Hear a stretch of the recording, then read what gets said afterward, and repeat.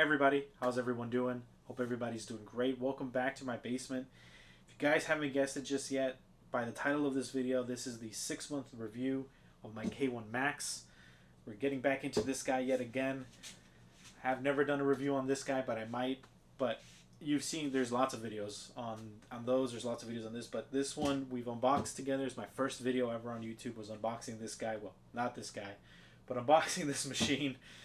And everything since then has been generally around this guy. I've done a couple videos on that on my P1S, but this has been always been my main focus, just because this is what we started off with, and this is, you know, it's my boy.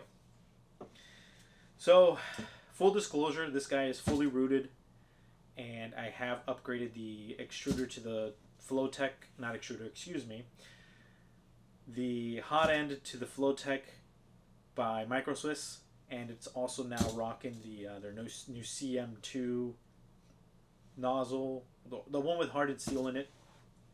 I upgraded that to be able to print some carbon fiber PET G, but we'll get into that in a little bit. So let's go ahead and get started with the 6-month review of this guy. All right, guys and gals and everybody who's watching, let's get started. So let's go ahead and start talking about the quality of prints that are coming out of this guy. So again, what I mainly use this for is for cosplay things. So helmets, armor pieces. I don't really print anything that's going to not be sanded down and filled and primed and painted on this guy. Well, that's technically not true. My Spider-Man 2099 suit will eventually be painted, but some of it is not going to be painted, and it was printed on this. So yeah, let me get that straight. The print quality on this guy has seen some improvement since I started doing calibration, since I upgraded the extruder. I mean, the hot end slightly. It's not a huge difference. But yeah, what do I mean by the quality is just good? I mean, it's nothing to write home about. It's just a good quality print that you're going to probably sand and paint. So, actually, this one, I think. I will try my best to get this into focus.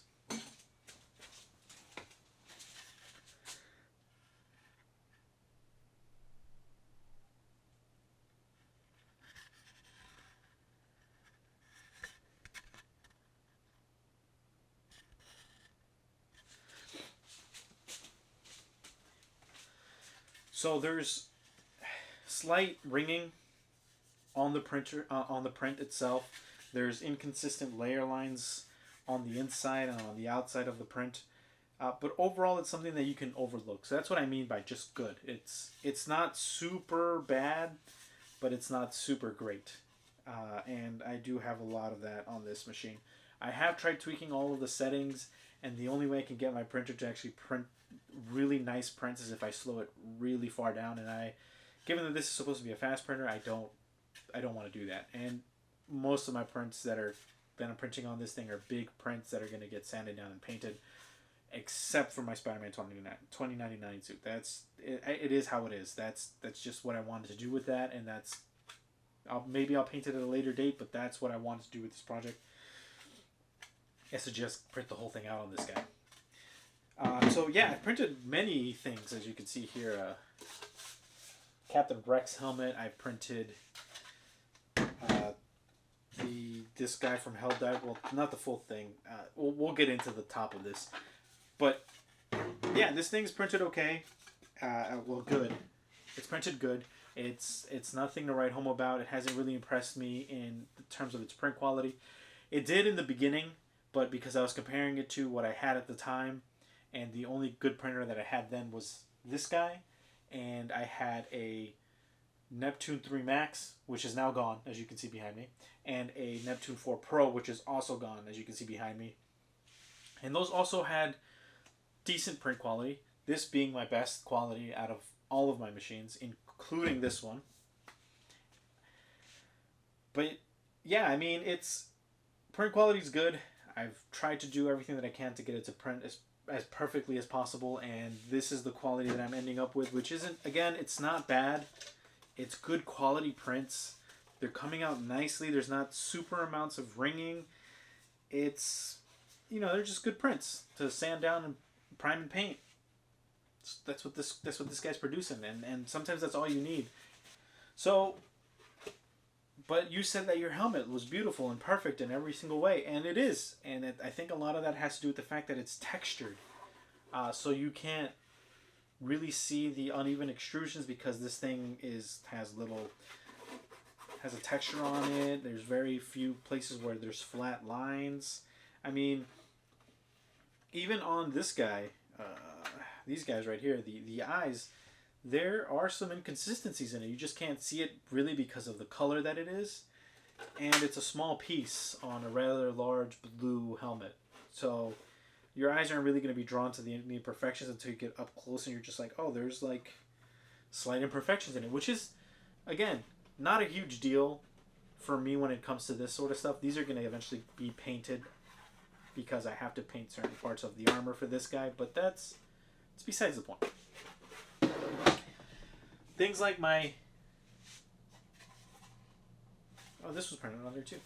So things like this, where there's a lot of flat areas, you can... I don't know if you can see it from here, but you can see the inconsistencies in the layers, and that's probably just because of the amount of vibration that this guy produces, because it does print really, really fast.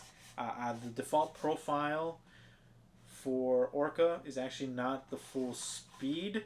I created a Orca profile that uses all of the speed settings from the Creality print version, and there's a huge difference. So if you guys want that, let me know. I can put it down below in the description or throw it up somewhere. Yeah, this, it's, with those settings, it gives me less of a good quality of a print, but it prints faster than this guy for the same print. So I'll give you an example. Where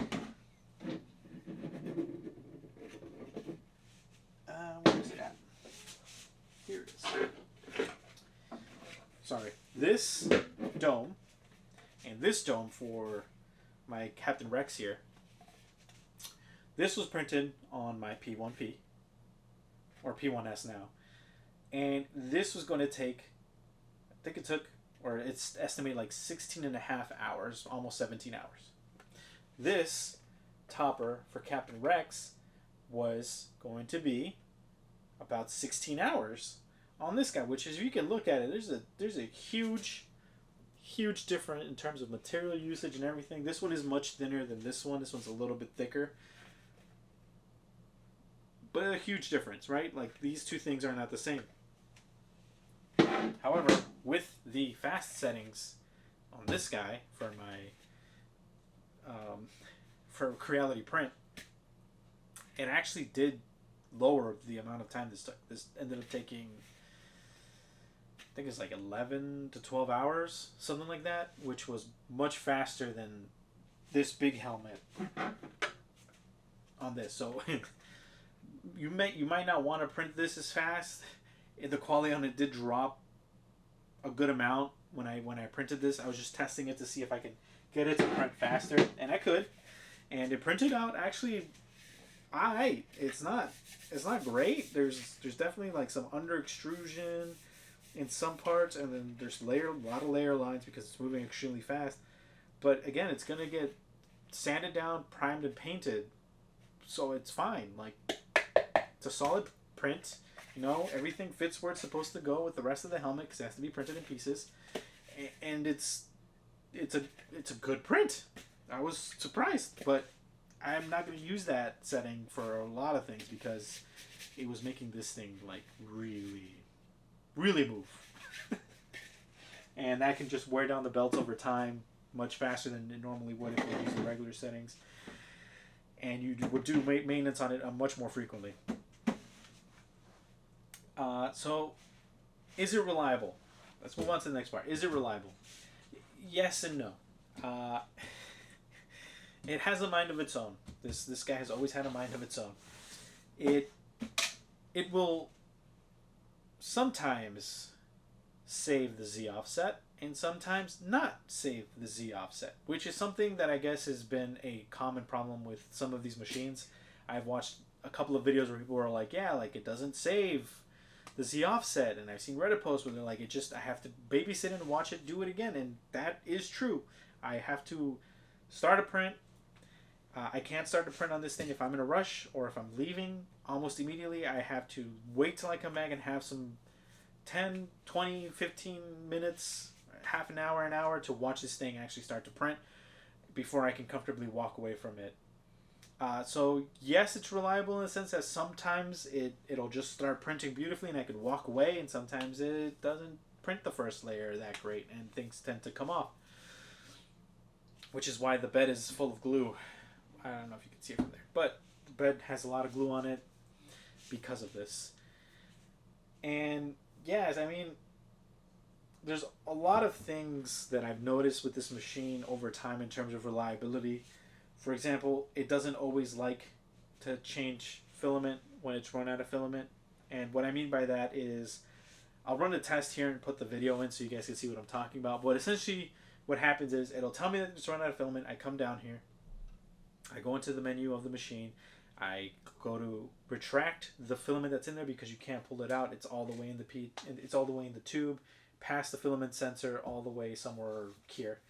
So I have to retract it so that it pushes it back out. I can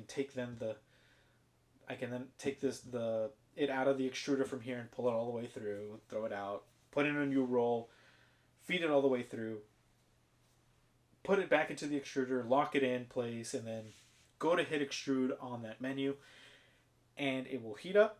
It will extrude the filament. I will take it off, throw it away, resume print, and then for some reason, it sets its temperature to 140 and then just continues to extrude filament.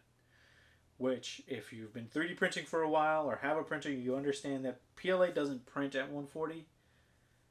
The lowest I think it prints at is 190, and even then, that's probably not... Actually, it's right here in front of me. Let's take a look. Yeah, 190. That's the lowest recommended temperature from Elegoo. And then it goes to print once it reaches the 140 and stops extruding. Obviously, it can't extrude anymore. And as it goes back to where it was, it errors out, and then the print stops, and then I can't resume the print. This has happened way too many times, and I'm sure there's some firmware update that'll update it. I haven't tested it with the new one that just came out a little bit ago, but this was happening with the update before then. So if it's fixed, I will test it, and then you'll see it in the video. But up until now, when I haven't tested it,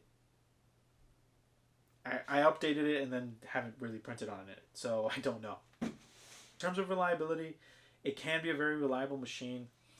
One thing that hurts its reliability a lot, and I think a lot of people are going to agree with me on this, that own one of these machines, is that the bed on most of these machines is warped. I have had a hell of a time trying to get this thing level. I will put an image up somewhere. It's just for my reference. So my bed, what it does is it kind of bubbles in the middle, and then it up in the front. The 2 points in the front go all the way up, and then one is up, and then the other one in the back is down. But it bubbles in the middle. And it makes it so that the auto bed leveling feature of this machine can't compensate enough as it's printing. So I end up with some areas where the first layer is beautifully perfect, and in other areas it's too close, and then in other areas it's just too far. So this is where the other issue comes in. The Z offset doesn't save. I don't know why. I've tried everything to get this thing to remember it, and it'll show that it has it there in main cell, and it says, hey, this is your Z offset, and then it goes to print, and it's just slamming into the build plate and not printing, and then I have to go back in, set it back to 0, and then readjust from there, and it's great. And what I meant by it has a mind of its own, sometimes I set it and it remembers it, and it just prints beautifully for like 2 to 3 prints. Then I get cocky and comfortable, and I'm like, it'll print fine, it's been printing great. And then I walk away, and then nothing sticks to the build plate, or it just slams into the plate, and it gets clogged, and it's fun. It's gotten clogged like 3 times this week, so yay. But yeah, I mean, I've also looked to see if anybody's seeing these beds, just, perfectly level plate that somebody could send you that's the size and Haven't been able to find anything. So if anybody's working on that, please, I that would make this thing much more reliable. Not to say this is a bad printer just yet. Who knows? But yeah, I mean that definitely hurts its reliability is the fact that the bed is warped. The only thing that seems to help, and this is from a video, I will put it here, the person's channel's name who I saw this from, and it's a great idea, but again, you shouldn't have to. It's a $900 machine. It should have a level bed out of the factory.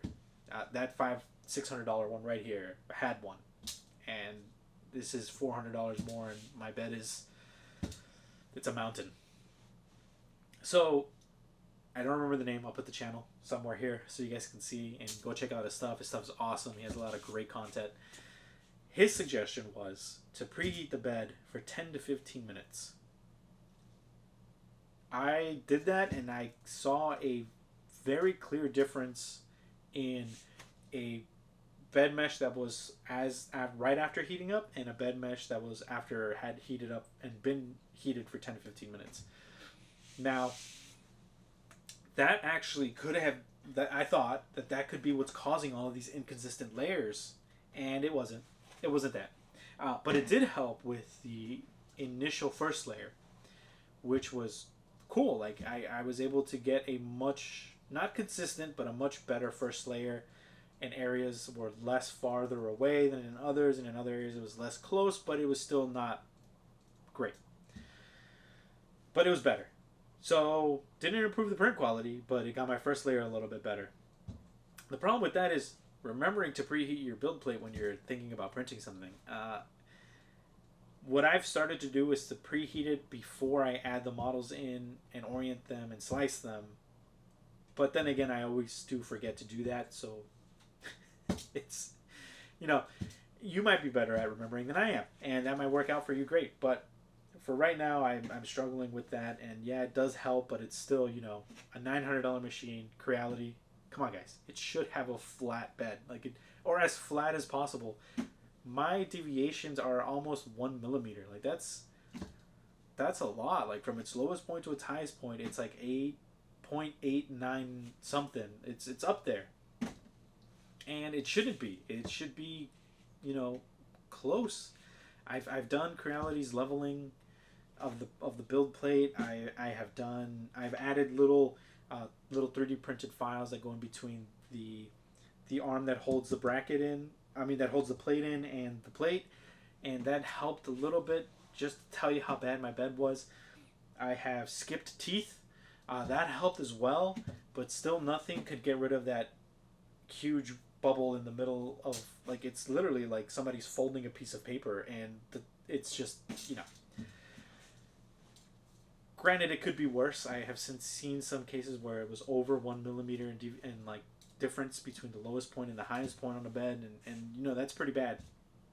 But come on, Creality, enough people have this issue where you guys should probably, if somebody sends you a picture of their auto bed mesh, you can just send them a new bed, and hopefully that fixes the issue. But unless that's happening and they just haven't gotten back to me, we'll get to that. Or if somebody's out there just, has a CNC machine and wants to send me a build plate so I can test it, I would more than be happy to review that and then add you in the description so people can find you and order those things from you. I would also pay for it, but I know CNCing is very expensive. So we'll see. Yeah, so again, the bed, it's bad. It's bad. I've seen posts, videos, almost every single YouTube video that I've seen, they have a bad bed, which is crazy. But in any case, let's move on to some more good stuff. So the ease, this thing is super easy to use, kind of, if you don't take into account everything I said. If you have a perfectly level bed or a good level bed, and your machine is not giving you not the ringing and the inconsistent extrusions on some layers, then this thing's easy to use. It's super easy to use. Setup out of the box was super easy. You literally just take it out, plug it into power, and then just run through the setup screen, and you're done. And then it does its self-test, make sure everything's working properly at all the levels, and then you can literally send it to print. There's no knobs to turn to level it. You might just need to initially watch that Z offset to make sure that it's good. And that's really it. And you can get a good printer. I mean, I believe Frankly Built has had a great success with these machines and has had almost no issues. I haven't seen a 6-month review, so I don't know. But from his initial review, this thing was working. And then for some other people's initial reviews, this thing was not great. But ease of use, definitely a super easy printer to use. It has instructions on here on how to operate this guy, the lid, in terms of leaving it on, taking it off, things like that. Loading filament is super easy unless you don't like spool holders in the back, but you can just print one on the side. I have one here, you just can't see it. I have one on the side. And now it's easier to load filament. It's the little locking mechanism is great. You don't have to worry about it not being able to feed it. The touch screen is easy to use. It's a very easy to use machine. It just has a lot of quirks that require a lot of workarounds. But it's easy to use. It tells you when it's run out of filament, and it doesn't work after you put it back in. But it's great. It really is. It has a carbon filter, which I don't print anything that requires it to be there, but it has one. The door is great. Can't really leave it open because it doesn't lock as well. Like, it's kind of flimsy in comparison to like this guy, where it's like I tap it, and it like closes on its own. So if I leave this open while it's printing, it's just gonna whoosh, Uncle Jesse style.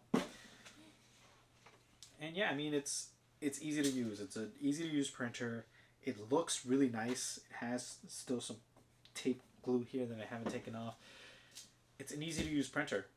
Maintenance on this thing is also super easy. I mean, it's the same maintenance that I do on this guy, except for the belt tensions. We'll get to that. Cleaning the lead screws, cleaning these guys up top, making sure that there's no debris on it. It's easy. I take a rag, I grab the screw, and I kind of just go up and down, up and down, up and down in the back, and then I make sure to lower the bed all the way down before I do that. And then as I raise it, I just hold the rag as it brings my hand up, so I could get all up in there on all the screws, and then I reapply the lubricant. I have that here somewhere if you guys are interested in what I use, because I didn't know what to use. I had to look it up. I might not have it out here, actually. I'll post a link for it down below. And I just use that to relubricate everything and make sure to run the bed back up and down just so I can get all up in there. And then I wipe away the excess that might be on the little hinge for the plate or at the bottoms, at the top, just make sure it's nice and good. Belt tensioning is a little different on this thing. It wants you to test the frequency, the hertz, the hertz that it's making, and that's super easy, easier than I thought it was. There's an app you can download on your phone, and then just, I'll link the video of how to do that down below. It's super easy, and I didn't really have to tighten them. They were perfect according to the video. There's a certain hertz or megahertz that the belts need to be at. You pluck them like guitar strings, and that's pretty much it. And then you pluck these middle ones, and then that's it. So not really super difficult to do the maintenance on this thing. I like to clean the extruder, so I like to take it apart and then just blow some compressed air in there to get any particles out. I make sure to empty the nozzle, and then I run some little nylon filament strips in there and do a cold pull just to get off all the gunk, and then that's pretty much it. It's not super difficult. I've never had to change the filter. I mean, I don't really use it, so it doesn't really matter to me. But you might use things like ABS or ASA where you need that filter, and you got to change that every so often. Mine's probably due for a change because it's just been sitting there, but I also don't know if you can buy them or if Creality sends you. I don't know. But maintenance is super easy. Keeping this thing dust free is not that easy. I dust this thing like on a regular basis because it just gathers dust everywhere. on the lid. I was running this without the lid, and everything inside got really badly dusty. Again, I'm in a basement, so I had to dust the inside, clean it out, and then printed this little lid holdy thingy here, and now I use it like that, and I just dust this off every so often. But yeah, maintenance super easy, just as easy as that guy. You know, nothing too crazy. It's not like you have to re-level everything because the bed is already at a level. All right, let's get to the meat, the not meat and potatoes of this, and let's talk about Creality support. If you can talk to them, if you can get a hold of them, if anybody responds to you, or even knows what type of printer you're talking about after you've talked about the type of printer that you're using. So I submitted a ticket for my original printer when it had the bed crashing issue, and I'm still waiting for a response or to be acknowledged that that's a thing, and nothing. Then after I didn't hear a response within 24 hours or 48 hours, I think it was, I went, returned the printer at Micro Center, got a new one, luckily. Came back, printed, great, same issue again after printing a couple of things. And again, I reached out to Creality support, and this time I tried using, I reached out to them through Facebook, and still waiting on that, let you guys know. So I waited the 48 hours, and then I took it back to Micro Center, got it exchanged, got this one. Now, I reached out to them about the bed leveling issue and how my bed was super warped and, you know, all the good stuff. To which they responded with leveling a printer that I've never owned before in my life. They gave me instructions, I think, for like a CR10 something, or one of those printers. And it had knobs, and they were like, you gotta twist the knobs and do this and that. And I was just like, this... And I messaged them back, hey, I have a K1 Max, like none of this applies to this. And then I got no response. So, yeah. That was cool. I finally did reach out to them about my extruder. Because it was, I think I fried the motor. I ended up ordering one on Amazon for the time being, and it looks like they're gonna send me a replacement, so I might return the one that I have now back to Amazon and then just wait for the replacement. But I was printing an order for one of my Etsy customers at the time, so I actually needed one relatively quickly. I got one in, was able to finish the print, but that's the first time they've actually said anything about sending me a replacement anything, or continued a conversation for multiple days on troubleshooting and watching videos. Oh, that is one thing. They will ask you for a video of the issue 5 times, I've counted, before they actually know that there's an issue. Because I would send them the video and tell them the steps that I took, and then they would tell me to try the steps and then send them a video. So I would say, hey, I did the steps and I sent you a video, but here's the video again. And they said, okay, we see the problem. Can you try this, this, this, and this, which were the same steps from the previous 2 emails. And then I would try them, and they say, okay, can you send us a video of this? And I'd be like, I don't know what you're talking about, because maybe the video I'm sending isn't what they're asking for. So then they would send me an example video, and I would send them the same video again, because it is what they were. It just 5 times. Eventually on the 5th time, they're like, oh, we can see that your extruder isn't working. We'll send you a new one. Can you please send us your information? And we'll see if that extruder comes in and if it's for the right printer. But yeah, overall, customer service, not the best with this guy. I have never had to reach out to Creality customer service before, and I owned 2 Ender 3v2s and Ender 5 Plus, or 5, whatever it was, the big one. The Ender 5, the big one. Yeah, I don't think I've ever reached out to Creality customer support. This is the first time. Oh my goodness. Yeah, that sounds about right. So far, not a great experience, but that might not be the case for you. I know some people have gotten replacement beds for the issues that they've had with bed leveling. Extruders have been replaced. Oh, also, my extruder is the old extruder. It's not the new one. And when I said that, they said, no, that's fine. And then all of the new printers that are coming out have the new extruder. And Amazon is selling the new upgraded extruder for this guy. And it's not the same one that I have. So I don't know what's up with that. But they're sending me a new extruder at some point, hopefully. I'll make a quick video to tell you guys if I actually get it. 10 to 15 days, it said. So we'll see. So overall, including everything that I've said so far, all of the bad, all of the good, I am happy with this printer. I really do enjoy this printer. I like printing on it, even if I have to babysit it, but I come from when you had to babysit your printer the entire time or it could catch fire. So babysitting it is not a huge deal for me. I enjoy actually watching them print, and then I look away for like 10-15 minutes because I'm doing something, and then I look back, and then, oh my god, there's so much more of the print now than before. It was like, oh, I'd look away for 10-15 minutes. It's in doing the exact same thing it was before. It's not different. So I don't mind it too much. I do wish it was just a little bit more reliable. This P1P, I can literally send something to print from my living room couch and then know that it's going to be fine.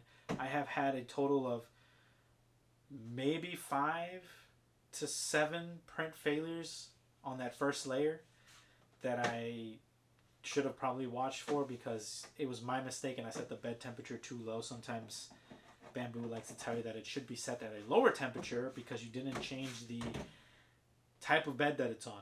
So that's my fault in most of those cases, but in some instances it just didn't stick, and me just watching it for the first few seconds would have solved that. But again, it's been like, I can count it on 2 hands. It's been at most 7 times.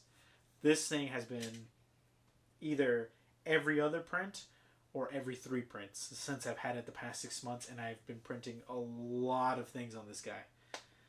But that being said, I'm still happy with the printer. I do enjoy it. It's awesome. I can't wait to upgrade it even more, make it more reliable. Hopefully get a new bed from Creality. Hopefully that extruder comes in, and this thing should be rocking and rolling with those upgrades. Or if Creality doesn't send me a bed, I might just eventually buy one once people are making them or a company starts to make them, and then I should be good to rock and roll. I did see some videos that you might be interested on actually adding bed levelers to this thing. I didn't want to do that so much because if I do get a replacement bed from Creality and they ask for videos of how bad this thing is leveled, I'm just going to sit there with levelers and they go, that's your problem. So I kind of want to wait until that year warranty is over to do any type of those types of modifications to it. And yeah, I'm overall happy with this. I think this is a great printer. Do I think this printer should be purchased by somebody who's just starting on 3D printing? No. You have so many better options now. You have this guy, the P1S, the P1P, the A1, the A1 Mini, I'd say the Prusa machines, but they're relatively slow. You have options. There are other printers out there that are much more capable and are much easier to deal with than something like this. Something like this required, for me at least, a lot of tweaking, a lot of researching, a lot of watching YouTube videos, a lot of frustration, a lot of throwing this out of a window, well, wanting to throw it out of a window. And I know the A1 has just recently come back in stock on the Bamboo store, or is coming back in stock on the Bamboo store, and that's a great printer. I mean, it's I think it's like $600 for that and an AMS Mini, which is 4 colors right there, right off the bat. I mean, come on, like, we live in such a great time for 3D printers. There's no reason why you should buy a printer that's going to cause you a headache when you can spend less money, yeah, on a smaller printer, but on a much more reliable printer, in my opinion. Again, I do love this guy. Anybody who wants to print helmets super fast or any cosplay things that are really large, super fast, I do recommend this guy. Just know that there's going to be some tweaking. You might want to root it. You might want to print upgrades for it. You might want to change certain things about it. And that is the fun of 3D printing, is that you can always upgrade your prints. You can always upgrade your printer, not your prints. I mean, maybe if you're good at CAD, you can upgrade your prints, but you can always upgrade your printer. The printer that you start off with out of the box isn't always going to be the printer that you end up with in the end. It could be that you upgrade the extruder, upgrade the spool holder to the side, upgrade the handles on these. You can upgrade those. You can upgrade the way the door opens. You can upgrade where this is sitting. You can literally customize one of these things to your heart's content. And if something doesn't exist for it that you want on your printer, you can create it in Blender, Fusion 360, SolidWorks. You can figure out where you can create it, take some measurements, and make it yourself. That's the beauty of owning a 3D printer. Anytime if somebody asks me if it's worth getting into 3D printing, I always say yes. Even if I want to throw my machines out of a window sometimes. And you will too. You will experience that even with the Bambu printers. They're more reliable, but there will be times when you're just like, what is wrong with you? Why aren't you working? And then you realize that it's a stupid, boneheaded, you're mistaken, and then you have to apologize to your printers. But yeah, man, if you guys want to get this printer, do pick it up. It's a great printer. If you want to ignore everything that I've just said and go, hey, I'm going to give it a shot as a first-time 3D printing person, do it. That's the beauty of this. You can do whatever you want.